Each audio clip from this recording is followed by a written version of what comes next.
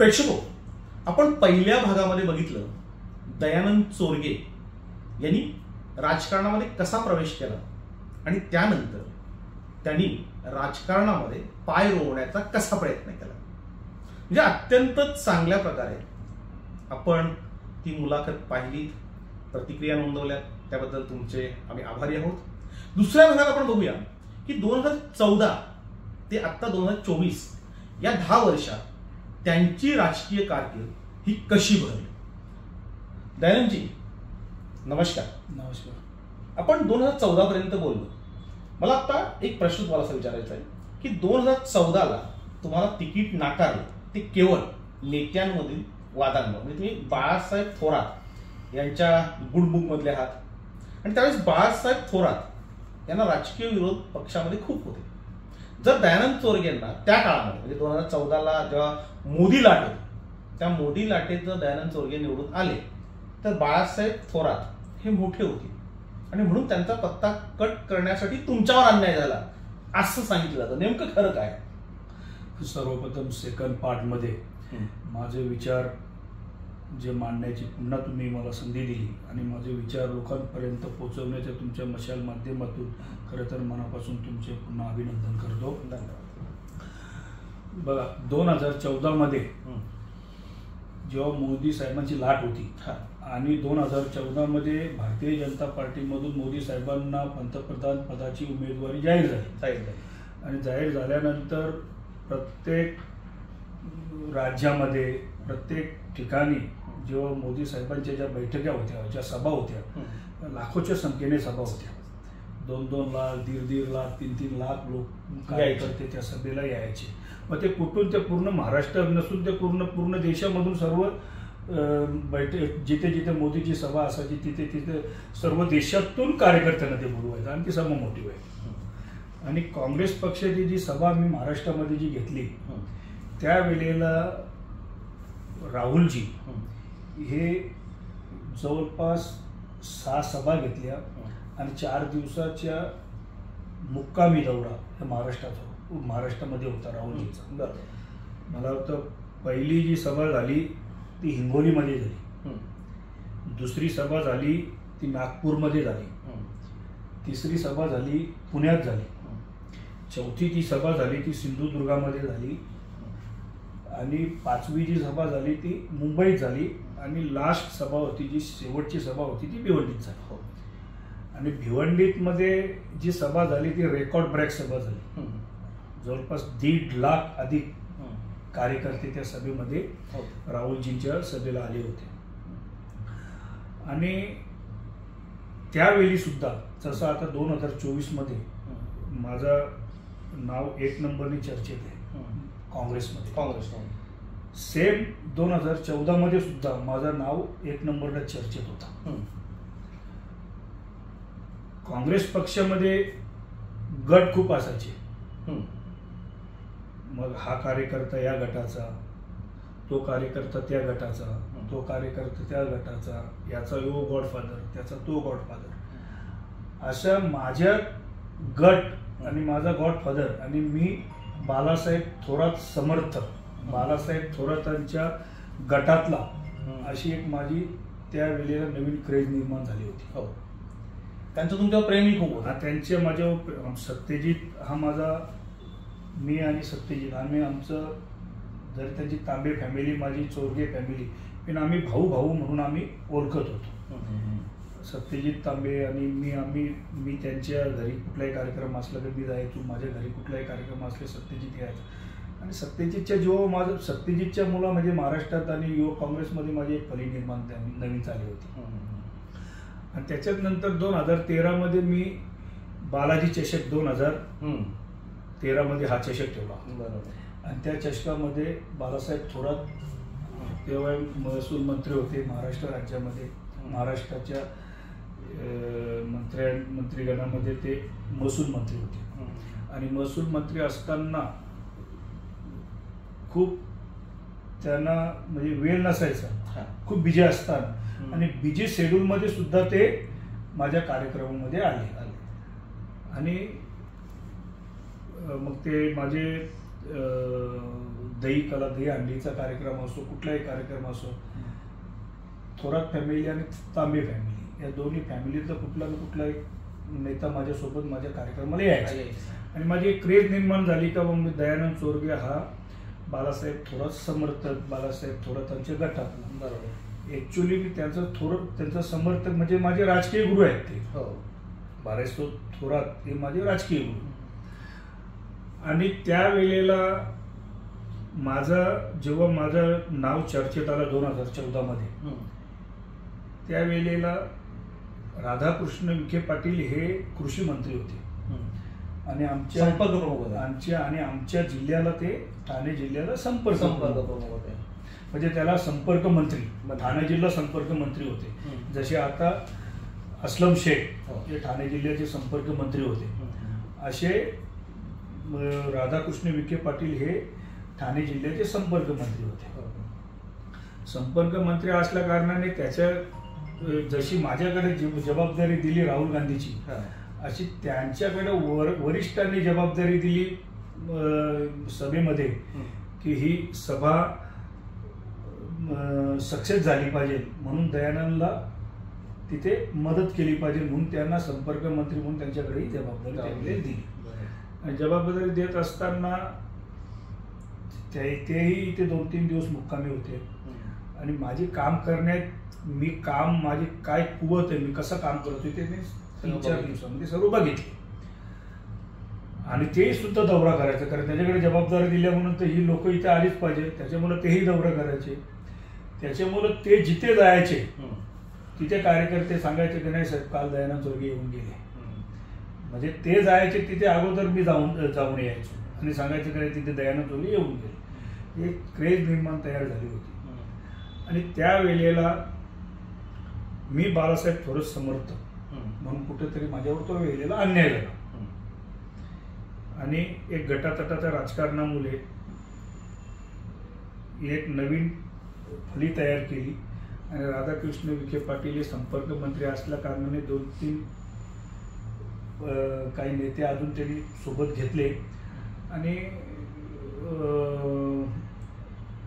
विश्वनाथ पाटील यांना आपण शब्द दिले.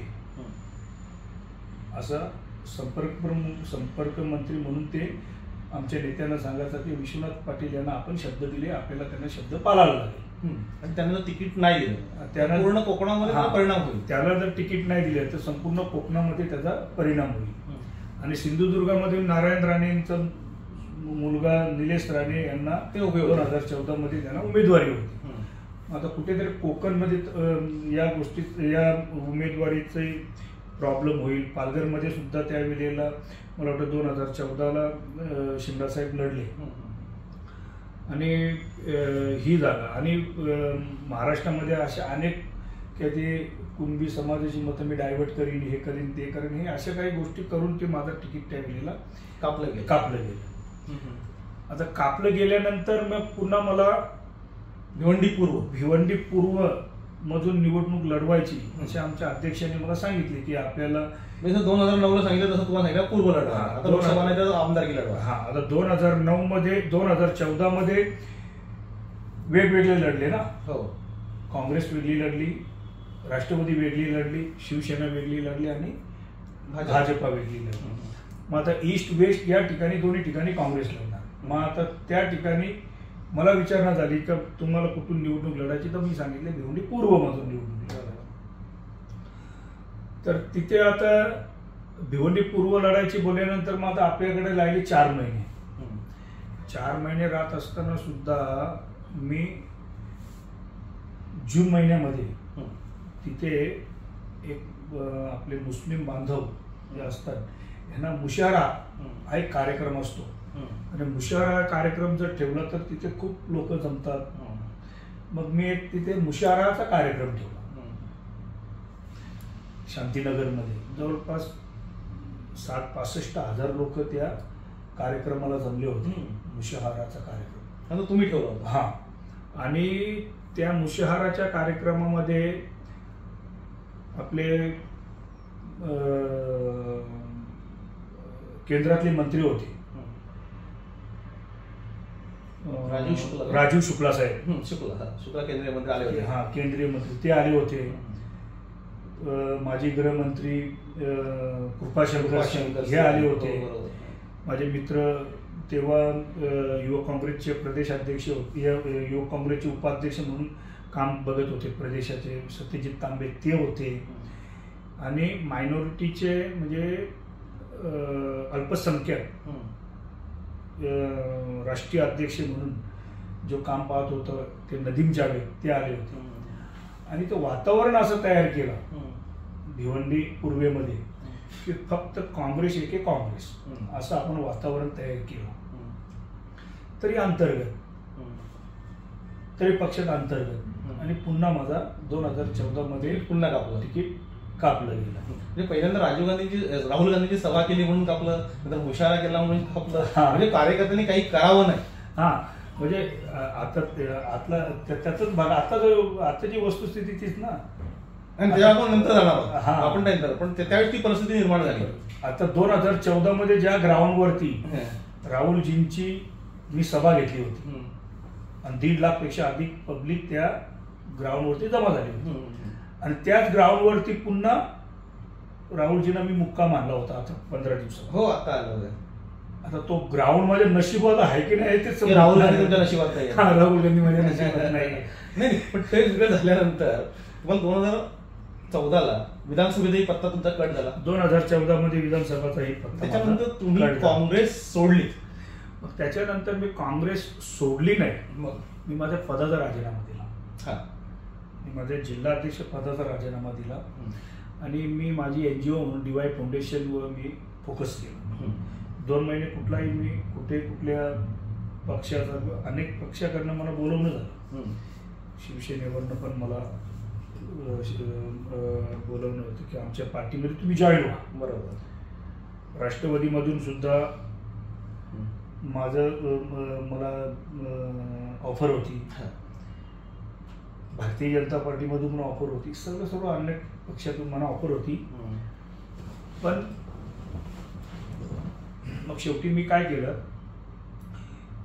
माझ्या सर्व कार्यकर्त्यांची मी बैठक घेतली की आता आपल्याला कुठेतरी या सहारा घ्यायलाच लागेल. आता आपलं NGO आहे, NGO तर आपण चालवणारच. आता काय करायला पाहिजे. तर कार्यकर्त्यांनी सांगितलं की साहेब आम्ही तुमचे कार्यकर्ते आहोत, शेवटी निर्णय तुम्हाला घ्यायचा आहे, तुम्ही जिथे तिथे आम्ही. मग माझा मित्र IAS ऑफिसर, चांगल्या पद्धतीने आमचे संबंध त्याचं माझं चांगलं होतं. आता तुम्ही सांगितलं नाव कोणतं, ते नाव मी नाव नाही सांगणार मी. तर मग आम्ही एक दिवशी असंच त्यांच्या ऑफिसमध्ये बसलो. बसल्यानंतर मग त्यांना सांगितलं काँग्रेस पक्षाची इतका तू 2009-2014 पर्यंत एवढी मेहनत केली, काँग्रेस पक्ष वाढवला, राहुल गांधीची तू सभा घेतली, राहुल गांधीच्या सभेला सर्व तुम्ही खर्च केला, पब्लिक जमा केली, 1.5 लाखपेक्षा अधिक लोक जमा केली, तुला तिकीट नाकारल्यानंतर तुला पुन्हा उमेदवारी द्यायचं ठरलं भिवंडी पूर्वेमधून, तोही तुला उमेदवारी नाकारलं. तर हे काँग्रेस पक्षावर तू अजून किती विश्वास ठेवतो. तर आता तुझं वय अजून काय फार काही झालेला नाही, अजून अर्ध वय पण नाही झालेला, 37 वर्षाचा तू अजून युवक आहे. आता हे कुठेतरी तू आता तुझा स्वतःचा विचार कर. पक्षाचा तुम्ही खूप विचार केला, पण पक्षाने कधी तुझा काही विचार नाही केला. पक्षाने पक्षाची पद तुला दिली का, तर तुम्ही इथं लक्ष लावा म्हणून. पण पक्षाने कधी तुझ्यावर उमेदवारी देऊन, किंवा आता पूर्ण कोकण हा वंचित झालेला आहे, हे तुम्हालाही माहिती. संपूर्ण कोकणामध्ये कोणी नेता नाहीये. आता आमची परिस्थिती अशी आहे की कोकणातले काही खासदार म्हणून होते राज्यसभेवरचे, ते कधी विचारायला येत नाही की काय झालं. आणि ज्यांच्यावर विधान परिषदेची जबाबदारी दिली होती या कोकणातून, ते पण विचारायला काही येत नाही की बाबा काँग्रेस पक्षाचा काय झाला. ही वस्तुस्थिती. आणि त्यावेळेला एवढं आपण काम चांगलं करत असताना सुद्धा आपल्याला डावलण्याचं काम केलं. तर माझा जिवलग मित्र IAS ऑफिसर म्हणून तो त्याच्या पदावर होता. त्याने सांगितलं की तू आता कुठे तुझी आता नवीन वाटचाल सुरू कर. सुरू करत असताना मग सांगितलं की आपण जर BJP जॉईन केली तर तिथे चांगला स्ट्रेच आहे. कारण देवेंद्र तिथे मुख्यमंत्री आहे आणि देवेंद्र हा एक तरुण आहे आणि देवेंद्रच्या नेतृत्वाखाली जर तुम्ही जर काम केला तर भविष्यात नक्की तुला कुठेतरी चांगली संधी मिळेल असं माझ्या एक मित्रांनी मला सल्ला दिला त्यावेळेला 2015 मध्ये मला सल्ला दिला. तर मी त्याला सांगितलं की बाबा मला अजून काही विचार अजून केलेला नाही, मी थोडासा मला विचार करायला वेळ द्या. त्यावेळी सर्वच कार्यकर्ते मला खूप मनावर घेतला की साहेब आपल्याला काहीतरी आता निर्णय घ्यायला लागेल. आता एवढ्या सगळ्या गोष्टी करून मग मी नवीन प्रयोग तयार केला. नवीन प्रयोग म्हणजे काय की काँग्रेस पक्षामध्ये दुसऱ्या पक्षातून येणाऱ्या व्यक्तीला संधी मिळतो, तर मग आपण एक प्रयोग करून बघूया, आपणही दुसऱ्या पक्षांमध्ये जाऊया आणि कधीतरी काँग्रेसचा आपला वेळ लागला तर मग आपण पुन्हा त्या पक्षातून सोडून काँग्रेसमध्ये जर आल्यानंतर आपल्याला उमेदवारी मिळतो की नाही मिळतो हा आपण प्रयोग तर तयार करून बघूया. मग मी खासदार कपिल पाटील यांच्या नेतृत्वात शेवटी मी भारतीय जनता पार्टीमध्ये मी प्रवेश केला. मग प्रवेश करत असताना त्यावेळेला रावसाहेब दानवे हे प्रदेश अध्यक्ष होते आणि कपिल पाटील हे खासदार आणि त्यावेळेला विभागीय अध्यक्ष ठाणा आणि पालघर जिल्ह्याचे ते अध्यक्ष होते. आणि माझ्याकडे जबाबदारी लगेच त्यांनी ती स्थानिक स्वराज्याच्या निवडणुका येणार होते 1-2 महिन्यांनी, तर निवडणूक प्रमुख म्हणून माझ्याकडे त्यावेळेला जबाबदारी दिली, लगेच दिली माझ्याकडे जबाबदारी. तर निवडणूक प्रमुख म्हणून मी चांगल्या पद्धतीने काम करत राहिलो. काम करत राहिल्यानंतर मग माझ्याकडं भारतीय जनता पार्टीचा एक सर्वे असतो. एखादा व्यक्ती जर चांगला काम करत असेल तर त्याला कुठेतरी आपण संधी दिली पाहिजे. मग भारतीय जनता पार्टीने मला संधी दिली आणि 2015 मी भारतीय जनता पार्टीचा या जिल्ह्याचा अध्यक्ष म्हणून मला माझ्याकडे जबाबदारी दिली. बरोबर. जबाबदारी देत असताना मी ती जबाबदारी मी यशस्वीपणे पार पाडली. कारण मी आज काँग्रेस पक्षाचा जर जिल्हा अध्यक्ष जरी असलो तरी माझी जुनी जे भारतीय जनता पार्टीचे जे काही माझे पदाधिकारी होते ते अजूनपर्यंत मला सांगतात की साहेब तुम्ही ज्या वेळेला भारतीय जनता पार्टीमध्ये जिल्हा अध्यक्ष होते त्यावेळेला तुम्ही जो काम करायचं, जे काही मिटिंगा लावायच्या, ज्या बैठकी लावायच्या, ज्या ठिकाणी ते आतापर्यंत कोणीच करू शकले नाही. हे भारतीय जनता पार्टीतील काही पदाधिकारी म्हणा कधी कुठे भेटले तर मला सांगतात. बरोबर. म्हणजे आपण खऱ्या अर्थाने तिथे ते कमवलं. आणि भारतीय जनता पार्टीमध्ये आपण सर्वप्रथम तिथे एक प्रयोग नवीन तयार केला. प्रयोग आपण तयार नाही केला, पार्टीने आपल्याकडे जबाबदारी दिली. शक्ती केंद्र प्रमुख, पन्ना प्रमुख, म्हणजे एक आपल्या वोटिंग लिस्ट असतो त्याच्यामध्ये पान असतो, एक पानाचा एक पन्ना प्रमुख, आणि हे सर्व आपण केले. करत असताना प्रत्येक बूथवर बूथ प्रमुख, प्रत्येक बूथवर बूथ +21, त्याच्यानंतर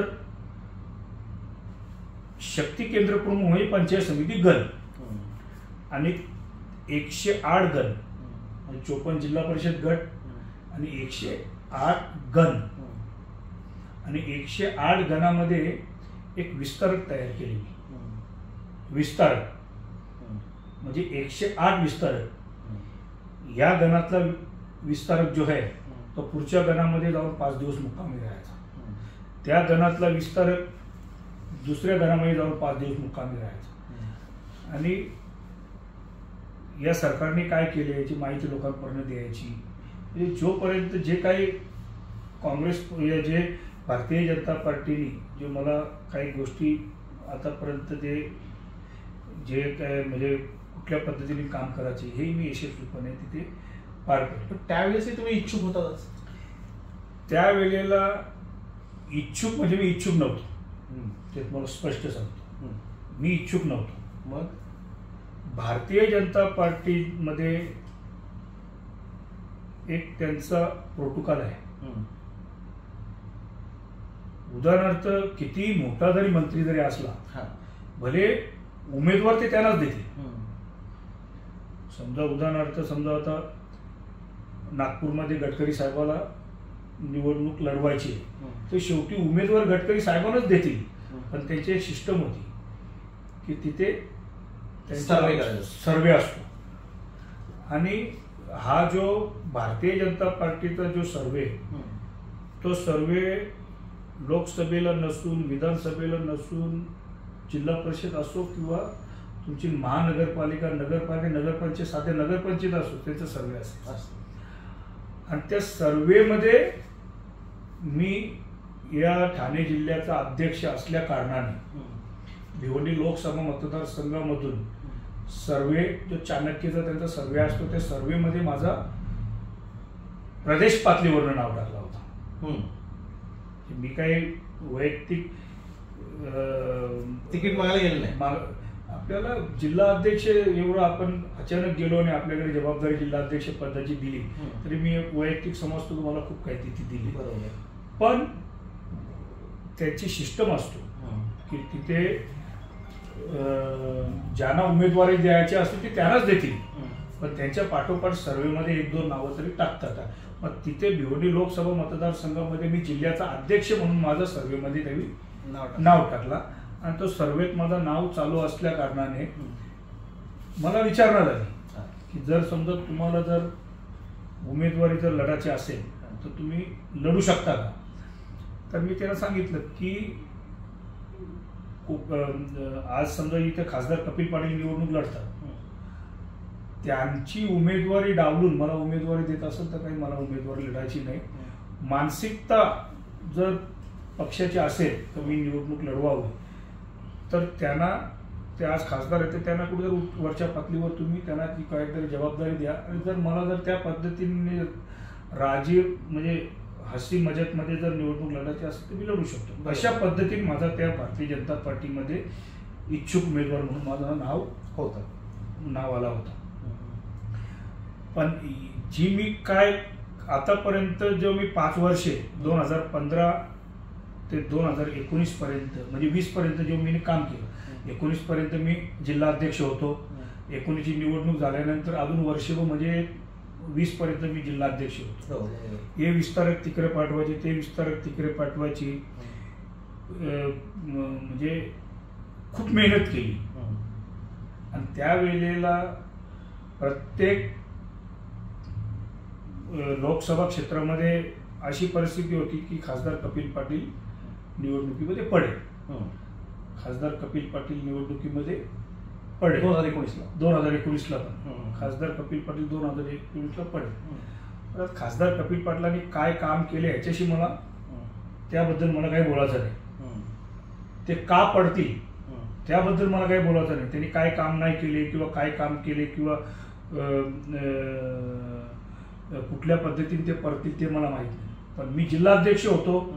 मी काम चांगल्या पद्धतीने केलं होतं. मला आत्मविश्वास होता की माझ्या कामामुळे खासदार कपिल पाटील 100% निवडून येतील एवढा मला आत्मविश्वास होता. आणि 2014 मध्ये काहीतरी 1,09,000 मतांनी ते निवडून आले होते. आणि 2019ला ते 1,56,000 मतांनी निवडून आले. त्याचं कारण मी जिल्हा अध्यक्ष म्हणून चांगला काम केलं म्हणून त्यांना जास्त मतं चांगली पडली. आणि एकच विधानसभा माझ्याकडे त्यावेळेला भारतीय जनता पार्टी लढली ती म्हणजे मुरबाड. आता मुरबाड विधानसभा क्षेत्रामध्ये मी जिल्हाध्यक्ष म्हणून एक जागा एकच होती. त्याच्यामुळे मी 24 दिवस त्या मुरबाड विधानसभामध्ये मी ठाम मारून बसलेलो होतो. आता आमदार किसन कथोरे साहेब 2019च्या पहिले 3 वेळा निवडून आले होते. ज्या वेळेला 3 वेळा निवडून आले होते त्यावेळेला त्यांचे ते किती मतांनी निवडून आले हे तर आपल्याला नेटवर माहिती मिळतो. युट्यूब चालू केला की लगेच मिळतो की बाबा 2004ला कथोरे साहेब किती मतांनी निवडून आले, 2009ला किती मतांनी निवडून आले आणि 2014ला किती मतांनी निवडून आले आणि 2019ला किती मतांनी निवडून आले.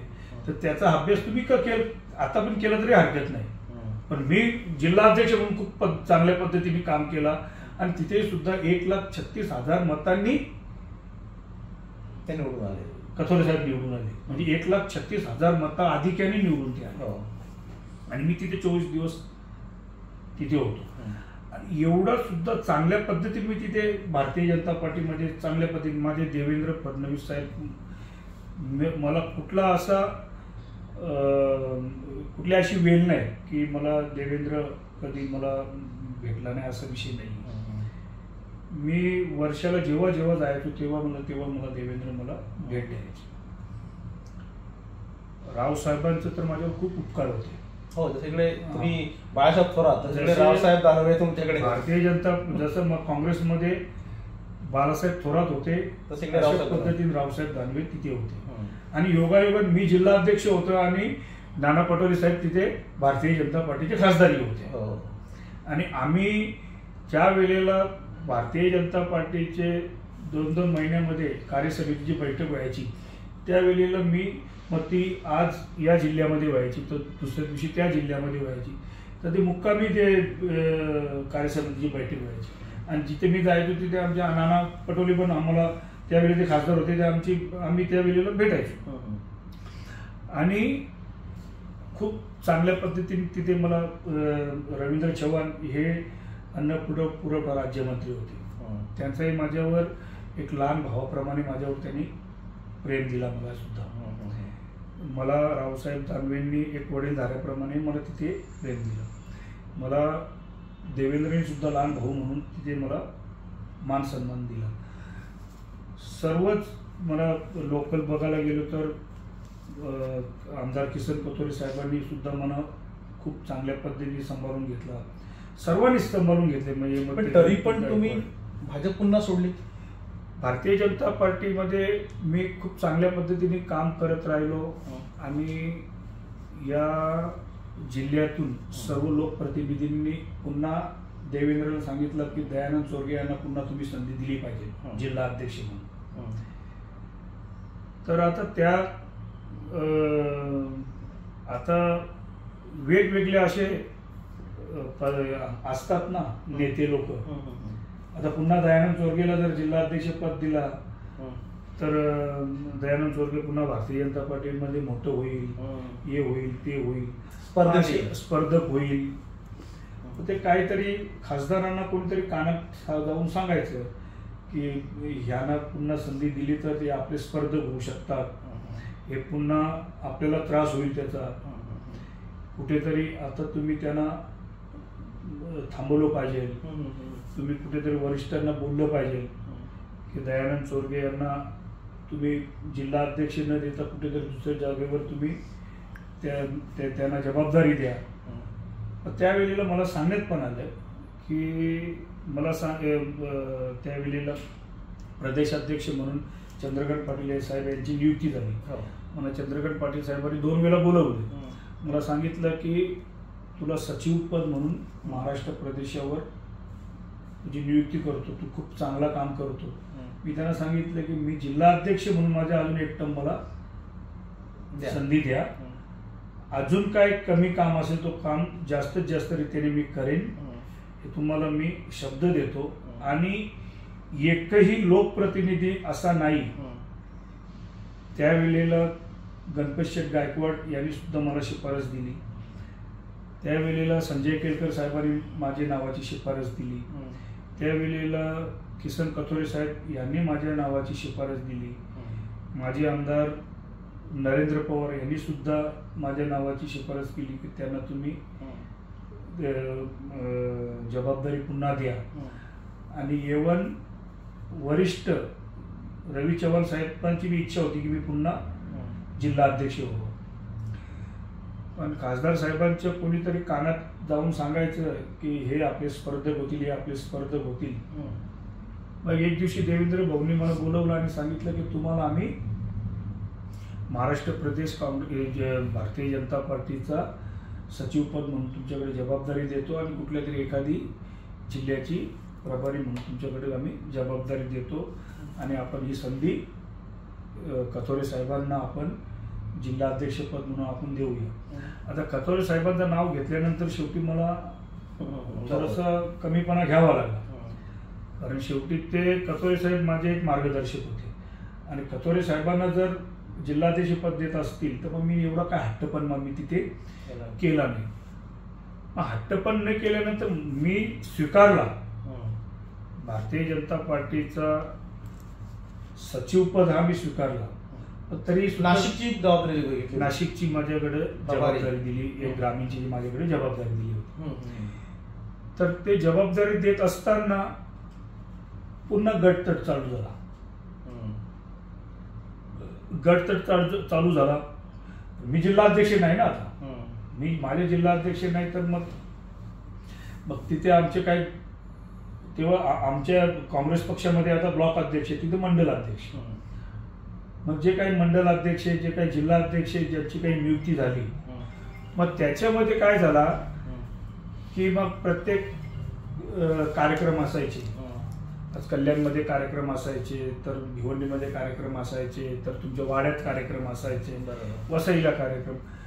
तर प्रत्येक कार्यक्रमाचे रूपरेषा मला माहीत नसायची, पाठवत नव्हते, मला समजत नाही, मला बोलवत नव्हते. मग बोलवत नव्हते तर मी महाराष्ट्र प्रदेश भारतीय जनता पार्टीचा सचिव, सेक्रेटरी, आणि माझ्या जिल्ह्यात जर मला जर कार्यक्रमाला जर बोलवत नसतील तर मला थोडस खटकलं ती गोष्ट. मी ज्या व्यक्तीला अध्यक्ष भिवंडी तालुक्याचं केला, त्यावेळेला पीके मात्रेला पुन्हा त्याला अध्यक्ष केला, त्यांनी त्याची पदनियुक्तीचा कार्यक्रम ठेवला, मला बोलवलं नाही. मी पुन्हा शहापूरमध्ये भास्कर जाधवला अध्यक्ष बनवला, त्यांनी पदनियुक्तीचा कार्यक्रम केला, त्यांनी मला बोलवलं नाही. त्याच्यानंतर कल्याणमधून चंदू बोष्टे यांना मी पुन्हा अध्यक्ष बनवला, त्यांनी पदनियुक्तीचा कार्यक्रम ठेवला, त्यांनी मला बोलवला नाही. त्याच्यानंतर कल्याणमधून आपले प्रेमनाथ म्हात्रे, ते शहर प्रमुख, त्यांनी पदनियुक्तीचा कार्यक्रम केला, त्यांनी नाही मला. तुमचं साईड ट्रॅक तुम्हाला गेला, म्हणजे मला कुठल्याच कार्यक्रमाला बोलवणं झालं नाही. फक्त एक जयवंत सूर्यराव म्हणून मुरबाड तालुक्याचा अध्यक्ष होता, त्यांनी जेव्हा त्याची पदनियुक्तीचा कार्यक्रम होता तेव्हा त्यांनी मनापासून मला फोन केला होता. येवन मी जिल्हा अध्यक्ष आणि मी जे जिल्हा अध्यक्ष झाले त्यांची त्यांचं स्वतःचा पदनियुक्तीचा कार्यक्रम होता, त्यांनी सुद्धा मला बोलवलं नाही. म्हणजे तो त्यांची काही दोष नव्हता, कार्यकर्ते त्यांचा दोष नव्हता. ज्यांना पद मिळालं होते, ज्यांना तालुका अध्यक्ष बनवले, ज्यांना जिल्हाध्यक्ष बनवले, त्यांचा काही दोष नव्हता. हा वरून कुठेतरी मला कुठेतरी डावलण्याचा प्रयत्न त्यावेळेला मला केला. मग मी जरा थोडासा डिस्टर्ब झालो की कुठल्याच कार्यक्रमाला मला बोलवणं झालं नाही. मग शेवटी मी वरिष्ठांनाही माहिती दिली की मला जर एक नावापुरती हा पद जर तुम्ही देत असाल तर ते मला मान्य नाही. आणि मी एकतर चौचलणारा कार्यकर्ता आहे. मी मग कुठला मी हा श्रीमंत म्हणून तो गरीब म्हणून, हा गरीब म्हणून तिथं पाणी कसं पियाचं, हा श्रीमंत म्हणून तिथंच पाणी पिला, हा कधी मी माझ्या राजकारणामध्ये कधी मी हे केलेलं नाही. पण ज्या अर्थाने मी काँग्रेस पक्षामध्ये गटतटाचं राजकारण जसा होता त्याला कंटाळून मी भारतीय जनता पार्टीमध्ये आलो. आणि भारतीय जनता पार्टीमध्ये खूप चांगल्या पद्धतीने काम करून सुद्धा पुन्हा गटतट तिथे निर्माण झाला. मग तुम्ही भाजप पण सोडली. मग मी थोडासा त्रस्त झालो होतो. मग याच ठिकाणी आमचे ज्यांच्या नेतृत्वाखाली मी राजकारण केला, मग ते काँग्रेस पक्षाचे प्रदेश अध्यक्ष आणि महसूल मंत्री 2020 मध्ये थोरात साहेब, मग ते एक दिवशी जाता येता माझ्या ऑफिसला ते यायचे. मग एक दिवशी असं माझा आढावा घेतला, थोडीशी मला माहिती मिळाली, तुझं भारतीय जनता पार्टी गुटतू चालू आहे. आणि मी काय विचार केला की एक दिवशी मी देवेंद्र भाऊंना पण सांगितलं की काहीतरी माझ्याकडे जबाबदारी द्या. जबाबदारी दिली माझ्याकडे सचिव पदाची. सचिव पदाची जबाबदारी दिली, पण ते फक्त नावापुरती होतं. काहीतरी असं मी कुठेतरी गेलो, पक्ष वाढवला पाहिजे, भारतीय जनता पार्टीसाठी काहीतरी मी केलं पाहिजे, अशी काहीतरी जबाबदारी द्या. कंटाळलो त्यांच्याकडनं जबाबदारी मागून मी.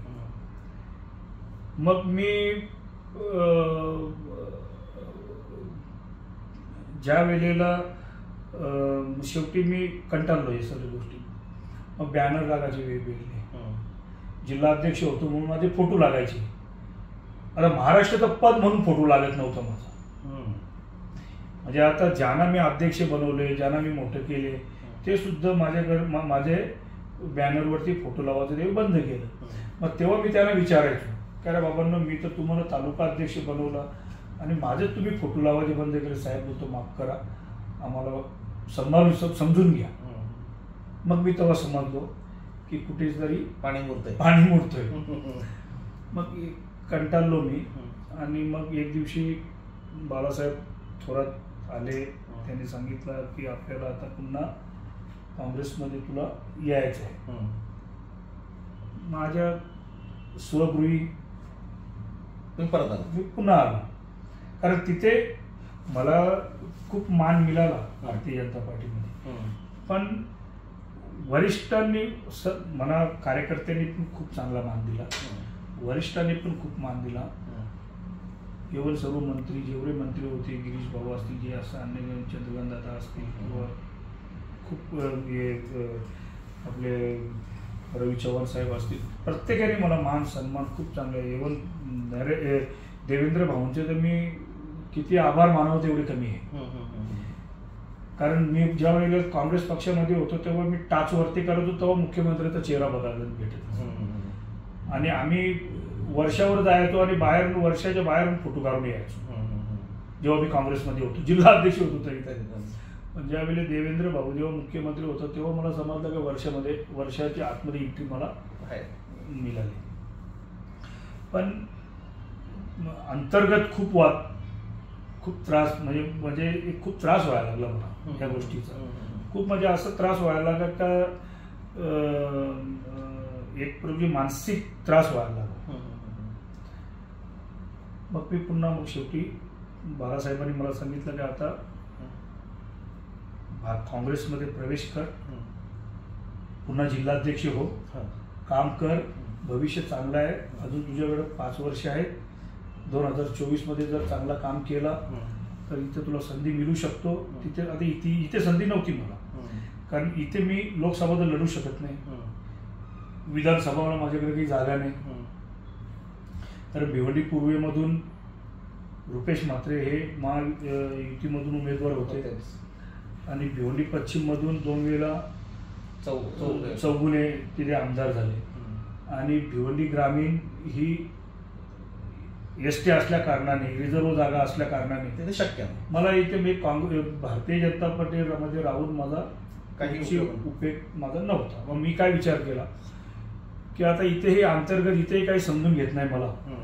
मग आपण जर आता इकडे काँग्रेस पक्ष जर जॉईन केला, तर मी जॉईन केलं म्हणजे मला साहेबांना सांगितलं की आता तू काँग्रेसमध्ये ये, भविष्यात 2024ला तुला चांगलं जिल्हा अध्यक्षपद म्हणून तू आता काम कर, चांगलं काम केलं तर तुला 2024ला खासदारकी म्हणून तुला निवडणूक लढता येईल. योगायोगान काय झाला तर तुझ्याकडे ईस्ट वेस्ट काहीतरी कुठेतरी तुला विधानसभा आहे.